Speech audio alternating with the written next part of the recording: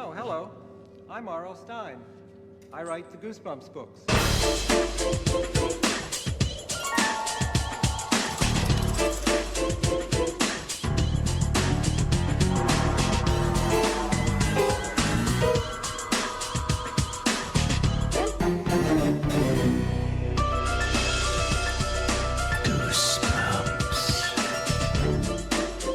Viewer beware, you're in for a scare.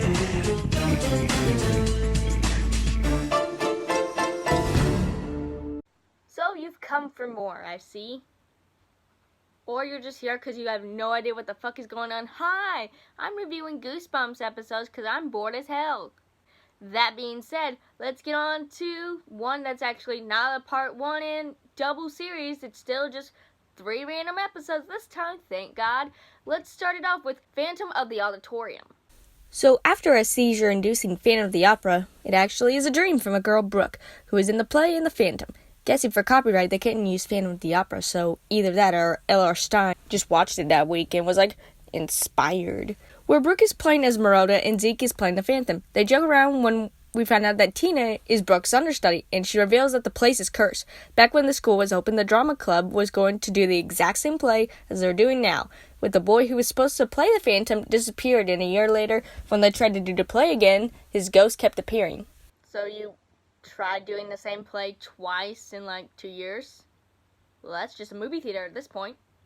I can say that I worked there. Haunting the theater forever. Which is what's gonna happen if we do this play. Tina. Hey, Miss Walker, I think Corey is... Maybe the Phantom will kidnap Esmeralda again, huh, Brookie? Miss Walker. Seriously, lady, this poor man is being abducted behind you. Corey! A trap door. He must have accidentally pressed the switch. Awesome. Then how the fuck did he push it? And why is there a button so close to a kid who can easily use it? And if it does not work or you don't want it to work, then why is it not shut off? Zeke and Brooke stayed to mess with the trapdoor as they get down below. Brooke loses her glasses, Velma style, and Zeke seems to be missing. Or he's just a dick and secretly finds her glasses. They figure out they are below the basement and also figure out that there is no way for the platform to go up from down there, as it suddenly goes up and goes back down for the stage, but they get stuck halfway. What a shitty platform. Zeke is helped up, and so is Brooke by the night janitor, and gets scolded by him as it comes the next day in the drama class. As there is a new kid, Brian, who just moved in, as Tina bothers the ever-living hell out of him, as Brooke leaves him to go get a script. Brooke opens her locker to find someone has put a mask inside and a message that reads, "Stay away from my home sweet home, Esmeralda." That's almost as weird as the note I found on Ree's mask. Crab cakes, orange juice, Kill Bill, no bill. Your guess is as good as mine. Mr. Levi calls her out for some reason, and Brooke goes to Zeke, blaming him, and he just has no clue what she's talking about. He jokes that it's the Phantom, where we cut to her screaming as the practice for the play. As she closes her closet door, Zeke sneaks in, scaring her. So you come here often, sneaking into little girls' homes and scaring them? That's just weird. As for Brooke and Colin practice, the lights go off and the Phantom shows up. Look, up there, on the catwalk!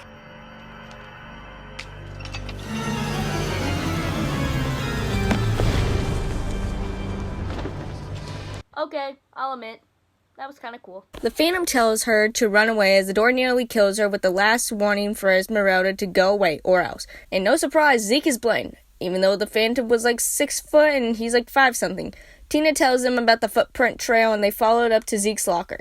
Zeke is kicked out unfairly, mind you, considering his mom just dropped him off so she could be the proof that they need for the drama teacher so he could be kept in the play, but you know, common sense. Brooke thinks that they shouldn't continue at the play as they ask one of the janitors to help with the spill, as he tells him he has to wait until tomorrow, as she asks about night janitor and he laughs, saying there is none. Well, that still means you had to clean it, because if you don't clean it now, then guess what? It's gonna leave a harder stain to get out whenever you come back on whatever day you said. So Brooke, Zeke, and Brian sneak in. How the hell is it super easy to sneak into schools where it's haunted? Just asking, because in almost every horror movie with a school, somehow they're able to get into the school, no problem, not coming to security, not alerting any alarms, nothing. They go down and find a room where someone does indeed live there. The Phantom comes out as they make a break for it. Brooke is held back and reveals to be the night janitor, where Mr. Levi finds them and the police are called, where it turns out the Phantom is a homeless man. And that makes it better. How? So that means that Zeke is back in the play. We are together at last. I've dreamt of this moment for so long. So have I, Esmeralda. So have I. Not so rough, Zeke. Brooke takes off his mask and he falls down the shaft and the curtain falls. Zeke is pulled up. Next to him is a yearbook from 1923, revealing that not only did the Phantom get to perform 72 years later, but it was Brian. Fuck you, Brian. Brian! Next up, piano lessons can be murdered. I mean, not all of them are bangers. This is Jerry, who's hiding from no one in particular. He's just got a wild imagination. Or ADHD. Good one, Rebecca. Oh, thanks, Rebecca. I'm never doing this again. Suddenly, music begins to play as the piano seems to be playing by itself. Jerry unveils the piano as it stops playing. He hits a few notes as a ghostly old woman appears and bumps into his dad. The dad tells the mom about the piano as he says the boy ain't right, while the mom says he's just got an active imagination. Jerry goes inside to play baseball as the ball flies out of his reach to a neighborhood girl, Kim, as she tells Jerry the house has been vacant for a while as the old piano teacher used to live there. Jerry decides he wants to play as his parents sign him up. Good for you. I'm a percussionist myself.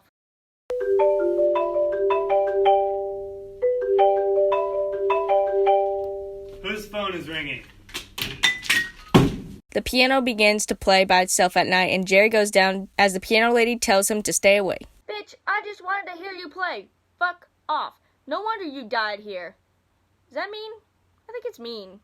I mean, she's dead, but it's still kind of mean to say. So, they go to Shriek School. Ha ha ha ha ha. But seriously, before they got there, I thought they were just gonna get rid of him. Like, they were in the middle of nowhere. Like, they couldn't take any more of his shit and were just like, bye, have a good time. This is Mr. Screech's place. Bye, have fun at your piano lessons. He hears the same song again as we meet the owner, Mr. Screech, who I think is the same guy who was from the one episode of Are You Afraid of the Dark? You know, with Bozo the Clown. Ah, Mr. Hawkins. I'm Dr. Shriek. Coming in, Mr. Brave, young man. Have you ever played an instrument before, Mr. Hawkins? Can play Stairway to Heaven on the kazoo. So Jerry is taught some of the scales of the piano as Mr. Screech is just being pretty fucking weird. But you have marvelous hands. Simply marvelous. Right! The lesson is over as Jerry decides to go through the do not enter sign. No reason whatsoever, he just kind of does it and ends up finding a Dalek. The janitor helps him out as we cut to Jerry playing the piano at home, where he gets possessed to play the same song as the old lady was playing. That's actually kind of neat. Why is that a threat? She's helping you out, my dude. He ends up waking up in a cold sweat as the piano plays by itself. The old woman warns Jerry about Mr. Screech. His parents want to take him to a psychiatrist, not because he's talking about the ghost, but because he doesn't want to go back to Mr. Screech. So remember, kids, if there's an old man who does something to you, your parents can make you go to the psych ward. Back to Mr. Screech and Jerry, he keeps messing up because he's nervous about Mr. Screech as he freaks out because Jerry starts to chew on his fingers. Jerry's like, fuck that, and leaves, but Mr. Screech follows him behind shouting. Beautiful hands! Beautiful hands. Beautiful hands. Beautiful hands. Beautiful hands. Beautiful.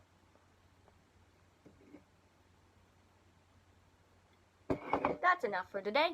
The janitor saves him as it turns out Mrs. Screech is a robot, and the janitor is a genius being able to make robots come to life. But that wasn't the only thing Jerry has to worry about, as it was the janitor. The old ghost woman saves him as she has no hands because of him, revealing that he wanted perfect hands because he wasn't able to perform beautiful music because of his own hands, and the old woman was his teacher.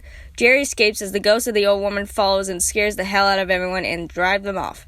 We see Jerry play baseball with Kim as the janitor's punishment is to practice with the dead woman forever. Okay, so this one was kind of meh. Just the fact that it kind of alluded to Mr. Screech being, you know, a robot in the beginning, which kind of ruined it all for me. Because if you're gonna, like, hint at being like, he's a robot, don't make it, like, so obvious, like, near whenever something drastic is gonna happen. Because it just kind of took me out of it. But regardless, I think I just had a better time, but I was still more upset that this kid probably has some mental issues and that everyone's just like, you're different, and it's like, stop. But let's wrap this up because I'm tired of looking at hands and then being like, hands, beautiful hands. So let's get up to Return of the Mummy. Gabe here is visiting his cousins Sari and Uncle Ben in Egypt, as Uncle Ben is an archaeologist. They're here because of Uncle Ben. Has found an ancient pyramid that is the tomb of a prince. So they head to the tomb, as it turns out has a mummy's hand which was bought at the airport, as it is said to call people from the dead. As Gabe is taking pictures of Sari and his uncle, the mummy hand begins to move, and after the pictures are taken, moves on to look around and almost immediately lose them. Good job. Gabe falls down a hole in a pit of sand as he finds a secret seal and drops the mummy hand after being saved by Sari and his uncle. It turns out the secret seal, the prince's tomb, and tomorrow they head out. His uncle gives him an amber necklace with a beetle inside, as the beetle is a Sakar beetle, which in Egyptian times meant wearing it could make you live forever. Considering that most died from, disease, exhaustion, war, being inbred, I don't think they named this correctly. But a nosy journalist, Neela, comes out of nowhere, really, and wants to find out if it is a prince's tomb, since she's a reporter. So what you're saying is that you're a reporter, and you're here for treasure. You could have just said that, and we would have let you in just as well. Are you an archaeologist too? No, just clumsy. He fell into it. Well, some of the greatest discoveries happen by accident. So like r.l.stine making you. The woman shows she has some amber as well, as Gabe shows her the picture of the seal. So in order to wake the sleepy mummy, they must repair the sacred words 3 times. Who goes in is cursed or never returns. So let's go in. They break the seal off and find the tomb empty, as they say the sacred words 3 times as he finds his summoner on the wall. But it turns out to be a real mummy's hand that grabs him. He grabs Sari for hell as they're both pointing to the secret room, leaving the Uncle Ben and Neela behind. They go on ahead and find the princess, riches, and tomb, as upon opening the tomb, the mummy isn't there. The mummy comes out after them, but before he can, Neela comes out to help them as she has the summoner, as it turns out she's the princess and wants them to be reunited and wants the kids to be killed.